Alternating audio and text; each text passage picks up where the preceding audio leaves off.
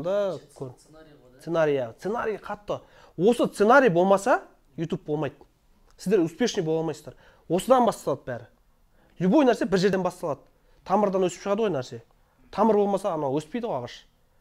Сіздердің тамырларыңыз сценарий. Мейлі сіздің превьюіңіз керемет, заголовок керемет, но сценарий не то болса, оның бәрі құриды. Потому что келетін точкасы ол сценарийға келіп тоқталады. Сценарийден точкаңыз бітеді сіздің. Сөйтіп ол обратно кетіп қалады. А сіз ол келген есік ашып келіп, мына жерге келіп отырасыз.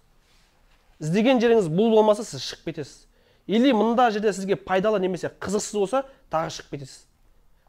Бұл жерде пайдалы, қызықты іздеген жеріңіз болу керек та.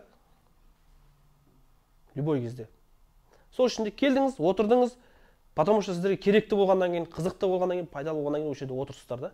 И іздеген жерлеріңіз осы болғандықтан. YouTube та сондай. Негізі мынау виртуальный өмір бар ғой, YouTube, Instagram. Мынау реальный өмірдің виртуальный түрі ғой бәрі. О жақта да дружба бар, о жақта да лайк бар, о жақта да дизлайк бар, бір-біріне ұрысады. Мынау өмірдің виртуальный түрі. Білесіздер ғой қалай шыққандардың бәрін? Facebook қалай шықты? Бір-біріне лайк басу үшін шығарған. Instagram қалай шықты? Үйдегі альбомның темалары ғой, Instagram арты бизнес болып кетті да ол. Үйде альбом жинайды ғой, Союзда. Мынау Москвада түскен суреттім, мынау студент бірге ағарып кеткен суретті, бая үлкен кісілердің. Instagram сол.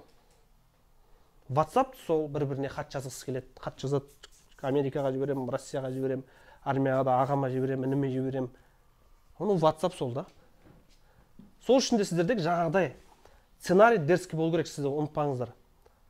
Ерекше и қызықты болу керек. Өзіңіз қызығып көресіз ба, сол мәселе. Сол сценарий дұрыс болса, бәрі дұрыс болады.